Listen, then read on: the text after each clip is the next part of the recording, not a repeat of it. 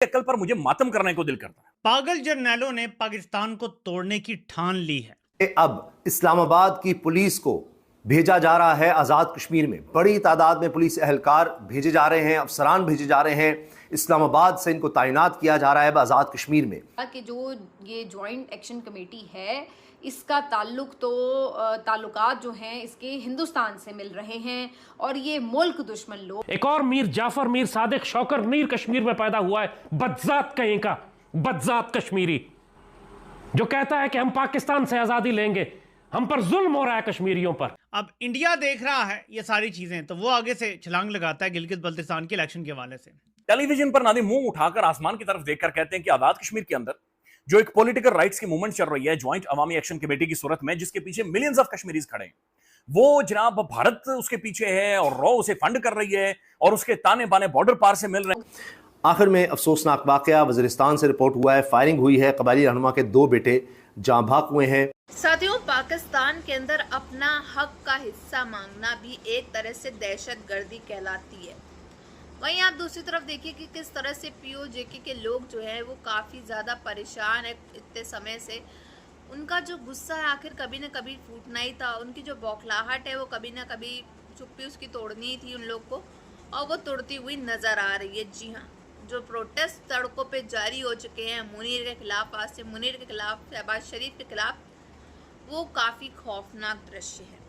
और इतना ही नहीं, अब तो जानते हैं कि लगातार खबरें आ रही है पाकिस्तान के मंत्रियों के काफिलों के ऊपर हमला होना।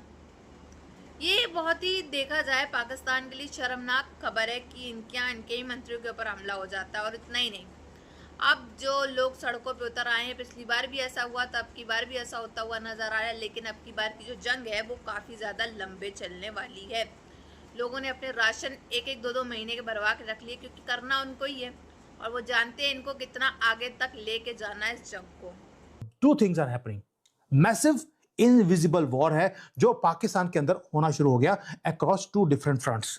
एंड पाकिस्तान अकेला खड़ा है क्रॉस हेयर्स के अंदर, यानी कि सेंटर पे खड़ा है पाकिस्तान और चारों तरफ से ठुकाई हो रही है इसकी, फिजिकली, इमोशनली और दिमाग की तरफ से। तो इनके पास दिमाग होता ही नहीं है, इसलिए इनको बेइज्जती महसूस नहीं होती। जूते पड़ रहे, लेकिन कहते हैं जूते पड़े हैं, बेइज्जती थोड़ा कर दी। कुछ ना इसके ऊपर आपको बताते हैं, क्योंकि एक तरफ कश्मीर अमन कमेटी जो है, अवामी कमेटी है, उनकी तरफ से एहतजाज का ऐलान है, तो दूसरी तरफ उन्हीं को कलअदम करार दे दिया गया है। अचानक ही चंद घंटों के अंदर कल पोलिंग होगी। गिलगित बल्तिस्तान में भी आपको पता है सेंसिटिव एरिया है, अगर वहाँ पर भी कोई मैंडेट डाका मारने की कोशिश की जाती है तो बहुत इस बात का इम्कान है, खदशा मौजूद है कि एक बहुत बड़ी मज़ामत वहाँ पे भी जन्म ले सकती है। इल्ज़ामात करने हैं और विफाक की तरफ से सिक्योरिटी अब आज़ाद कश्मीर में भेजी जाएगी। विफाकी पुलिस के 1500 से ज़ायद जवान आज़ाद कश्मीर में ड्यूटी देंगे। 1 DIG, 2 SSPs और 4 SPs नफरी के हमरा होंगे। नफरी में 8 DSP, 16 इंस्पेक्टर्स और 22 सब इंस्पेक्टर भी शामिल। कश्मीर यूं भी एक सेंसिटिव इलाका है, वहाँ पर आप कोई भी फैसले करते हैं तो उसके कॉन्सिक्वेंसेस को जहन में रखकर आप कोशिश करते हैं कि मामलात को अफहाम तफहीम से हल किया जाए। लेकिन यहाँ पर एक ही भूत सवार है और वो भूत सवार है डंडे का भूत, और कोशिश ये की जाती है कि हर बात को ताकत के ज़रिए और बिल्कुल कुचल कर, बिल्कुल खातिर में ना लाकर और हर किस्म के कॉन्सिक्वेंसेस की परवाह किए बगैर अपनी मर्जी और जिद और हट धर्मी के मुताबिक जो है चीजों को डील किया जाए। अगर तुमने इसको तासुब का जरिया बनाया, अच्छा, पाक सरजमीन को तकलीफ पहुंचाई, ठीक है, सब हिलाली परचम को रुसवा किया, तो अच्छी तरह समझ लो तुम जहन्नुम के कुत्ते हो, तुम्हारा सईदी रसूलुल्लाह से कोई ताल्लुक नहीं। अब इंडिया देख रहा है ये सारी चीजें, तो वो आगे से छलांग लगाता है गिलगित बल्तिस्तान के इलेक्शन के हवाले से।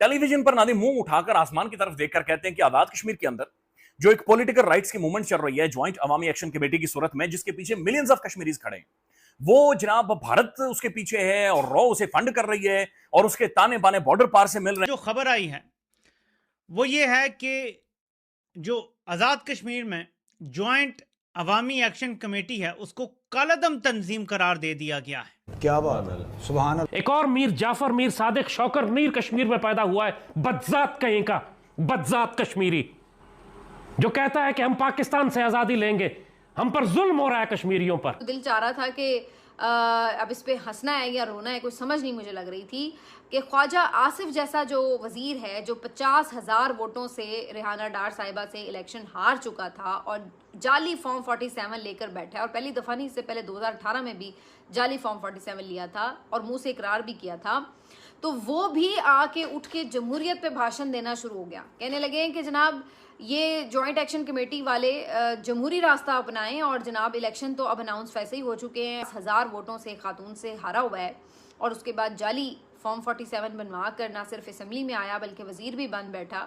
अब ये भी लोगों को जमहूरियत के भाषण देंगे। ये तो इंतशार पसंद गिरोह है और इनको हम फर्स्ट शेड्यूल में भी डाल रहे हैं और इनको फौरी तौर पर कलअदम करार दिया जा रहा है, और इनके इंतशार पसंदी के जो अज़ाइम हैं उसकी वजह से इनको सबूतों की वजह से इनको जो है वो डिक्लेयर किया जा रहा है कि बैन किए जा रहे हैं, और ये किसी किस्म की अब कोई एक्टिविटी जो है वो नहीं कर सकते। और वहाँ पर टास्क है कि हर सूरत एहतजाज को रोकना है। मुजाहिरीन कह चुके हैं कि हमारे मुतालबात नहीं मानेंगे, और मुहाजिरीन की सीटों का मामला वो भी हल नहीं हुआ, वादा खिलाफी की गई है, लिहाजा अब हम एहतजाज के लिए निकल रहे हैं।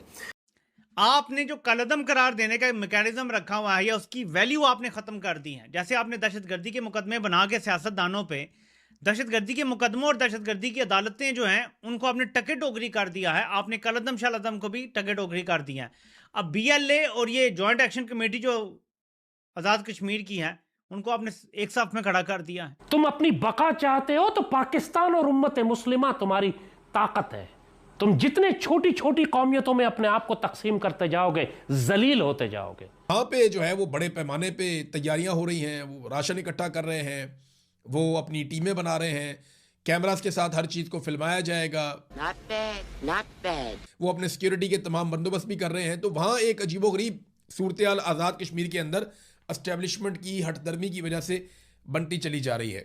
इन सारे दुश्मनों में तुम एक कदर मुश्तरक देखोगे, चाहे वो गिलगित बल्तिस्तान स्कर्दू के शिया हों जिन्होंने पाक आर्मी पर हमले करके जवानों को जिंदा जलाया, या ये बदजात कश्मीरी हों जिनका ताल्लुक इस खंजीर की जमात से, शौकत मीर से, या मंजूर पिश्तीन के खंजीर हों, या मारंग लांगों के दहशतगर्द बदमाश कमीने सेकुलर लादीन जिक्री कादियानी काफिर, तुम सब एक मुश्तरक बात पाओगे, ये पाक फौज और पाक सरजमीन के परचम के खिलाफ है। कि ये बंदा अपने आप को फरिश्ता समझता है, अनाउज़ बिल्ला, खुदा ना खास्ता, अल्लाह माफ करे, ये कोई नबूवत का दावेदार है या ये खुदाई का दावेदार है।